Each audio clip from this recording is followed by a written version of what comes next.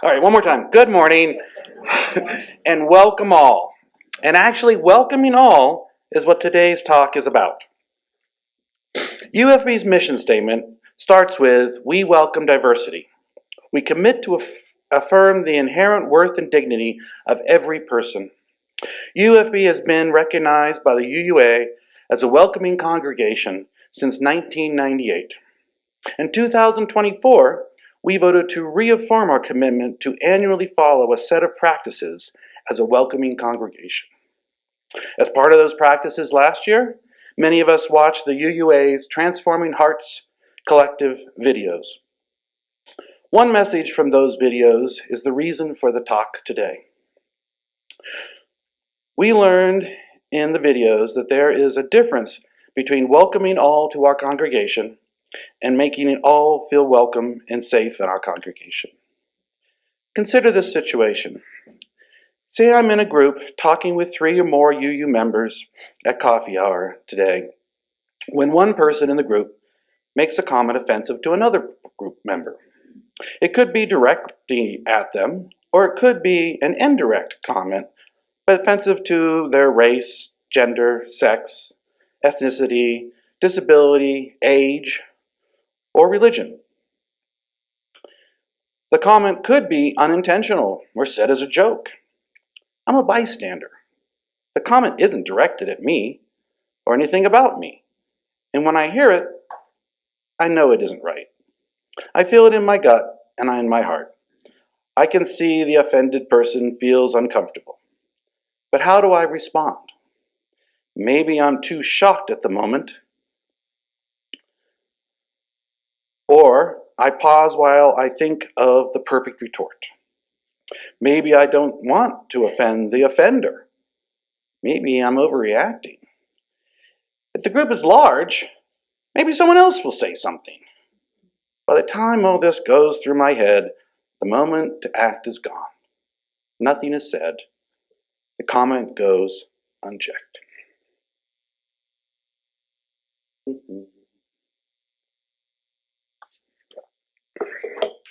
It wasn't me who made the comment, so why do I feel bad? Because I know that the impact of the comment didn't go away after the conversation ended, especially for the person who was offended. They heard not only what was said, but what wasn't said. They noticed who spoke and who didn't speak up. In the video, we learned that often isn't the offensive comment, but the silence after the comment that makes a person feel uncomfortable and unsafe in a group. Silence has consequences. First, the offended person now feels alone, knowing that others won't stand up for them. They may think that other people in the group agree with the offensive comment, and that's why they didn't say anything. They'll think that this is not a place for them to be. If the offended person was a visitor at UU, would they return? The second consequence is the offender, as well as others in the group, may leave the conversation feeling the comment wasn't offensive. No one spoke up, and thus acceptable to repeat. The offender likely will repeat the offense, comment later.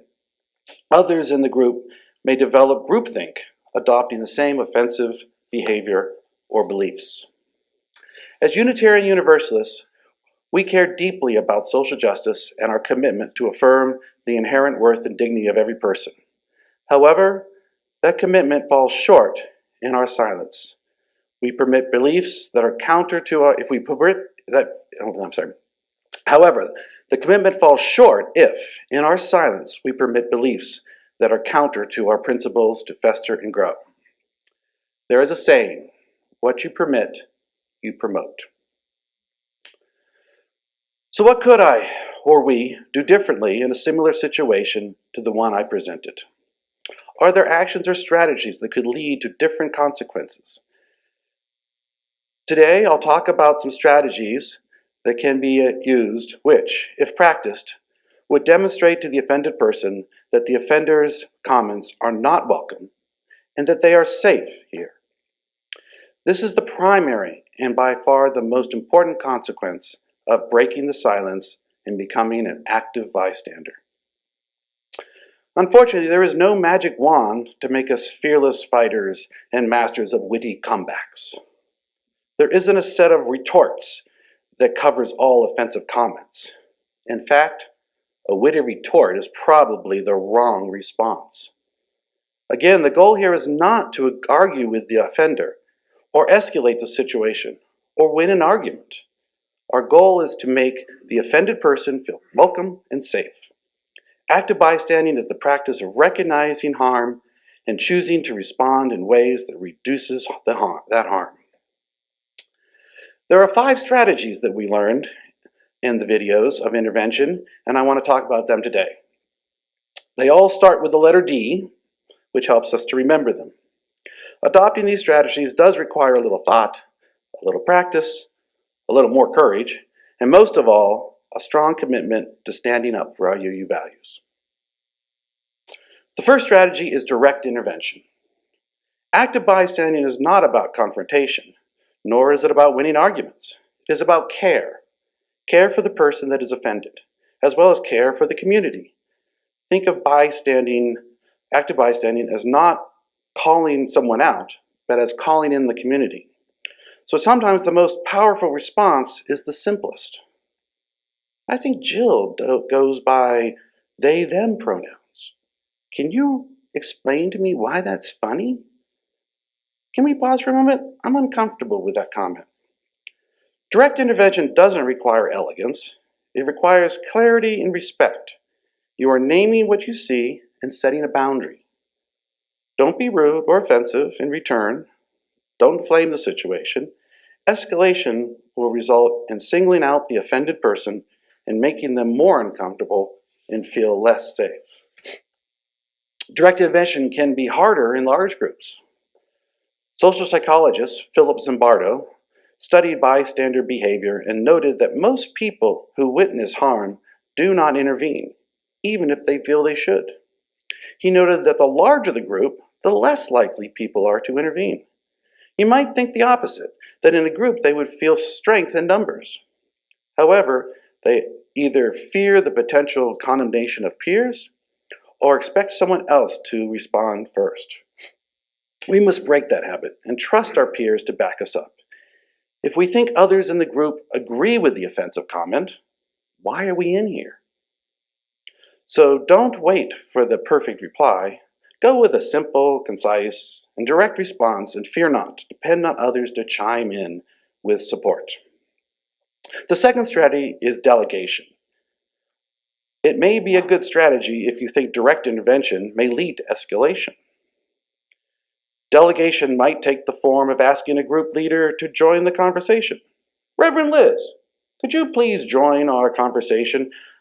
Joe, could you please repeat that for Reverend Liz? The strategy of bringing in an authority figure is to show support, strong support, for the offended person, while hopefully cutting off the conversation before it escalates. The third strategy is distraction. Sometimes a gentle redirection can interrupt harm without escalating tension. You could change the subject.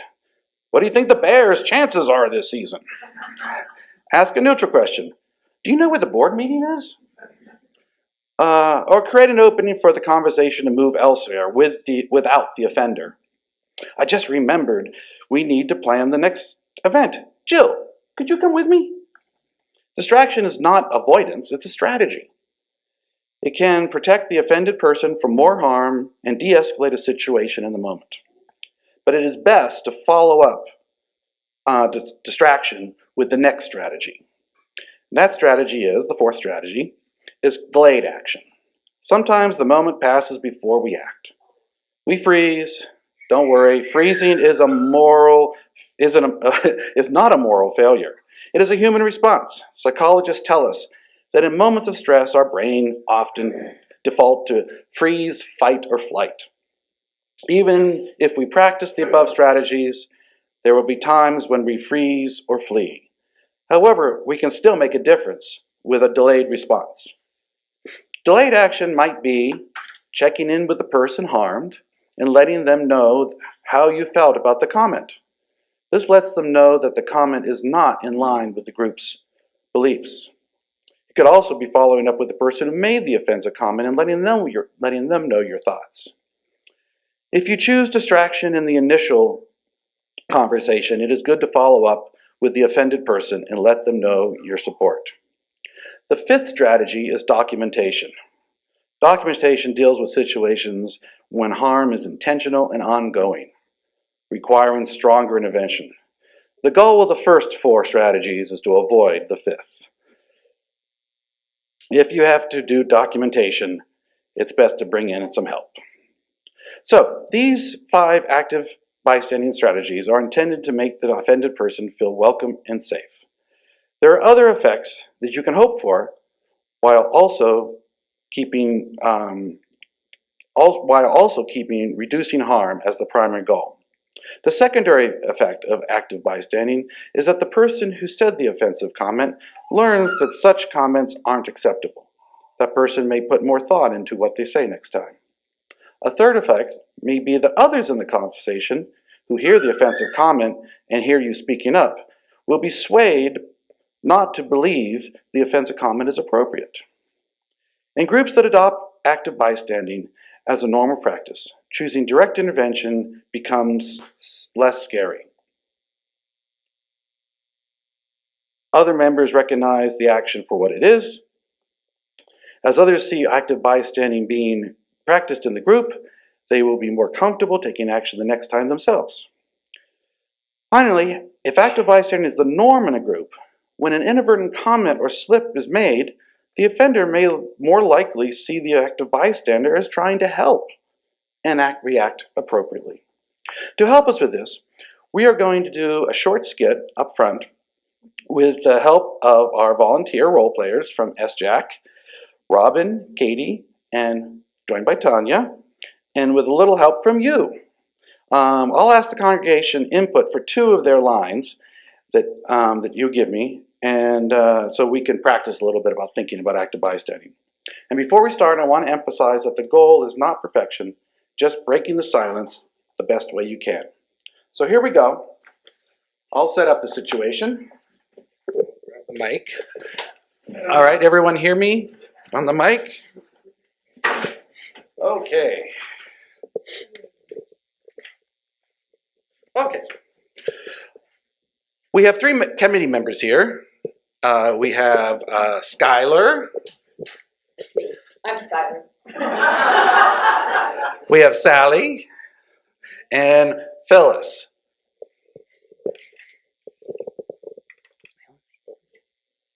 I'm Skylar, and my preferred pronouns are they, them.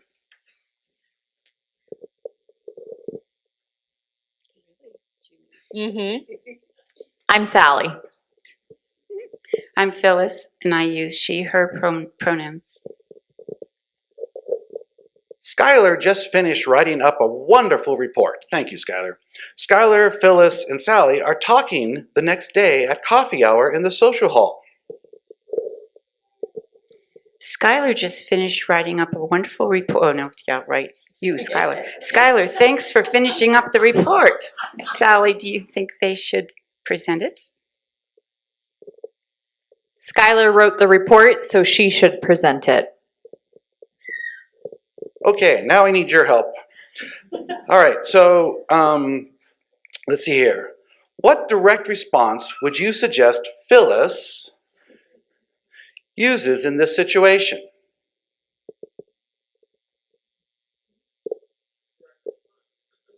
What?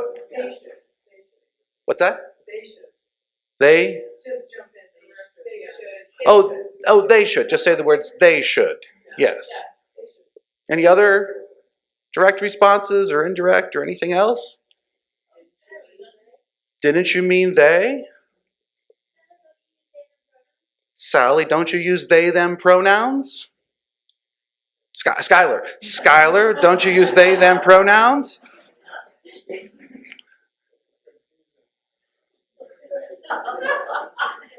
All right, let's go with that last one. Yeah. What was the last one? Oh, just read this one.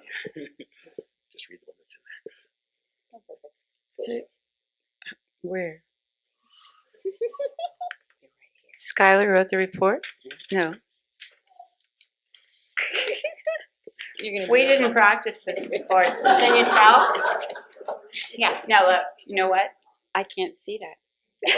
Let me do this. Sally, Skylar goes by they, them pronouns. All right.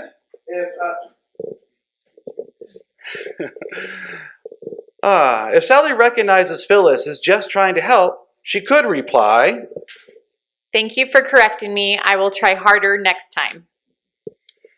well done. Skylar feels welcome and safe, and Sally will work on her use of pronouns. The situation is de-escalated. However, that is not always the case. Sometimes the direct response leads to escalation. Sally could reply, It doesn't make sense to call one person they. These pronoun rules were never a thing before. okay, so it escalated a little bit. What would you suggest? Come back up here. What would you suggest? Oh, I see. You got to stand in the middle. There's a Feedback situation. What? I was told all this ahead of time, but I forgot it all. What action would you suggest Phyllis takes at this point? The options could be direct, another direct comment, delegate, distract, or delayed actions. Let's hear what you think.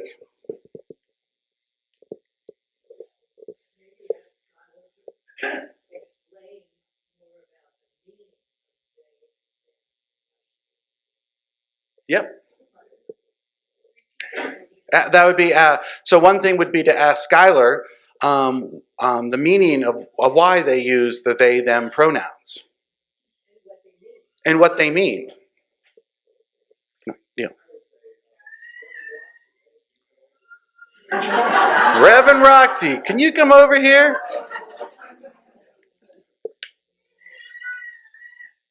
Maybe this is too confrontational, but I want to say to Sally, we're a welcoming congregation, and part of that is our commitment to use people's correct pronouns. Sally, we are a welcoming congregation, and we are committed to using they, them pronouns, or proper pronouns.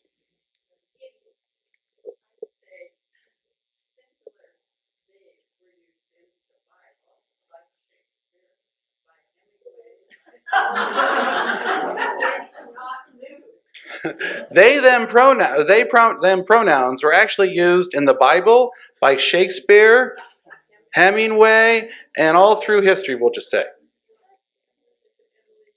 Emily Dickinson? It has a long history, Sally. We digress from the topic at hand. How about you and I chat together later about what they them pronouns and how we think we'll use all this. One more time. We digress from the topic of the report, which we were focusing on. How about you and I, Sally, get together another time and chat about how they them pronouns are. Yeah, we're digressing from the report discussion. Why don't we talk about they, them pronouns, Sally, at another time, and I'll explain them to you. I would say courtesy doesn't cost you anything. We can respect their preference. Courtesy doesn't cost anything. We can respect their preference of they, them pronouns. All right, I think we'll stop there, and I've got a little bit ending here, but so thank you, players.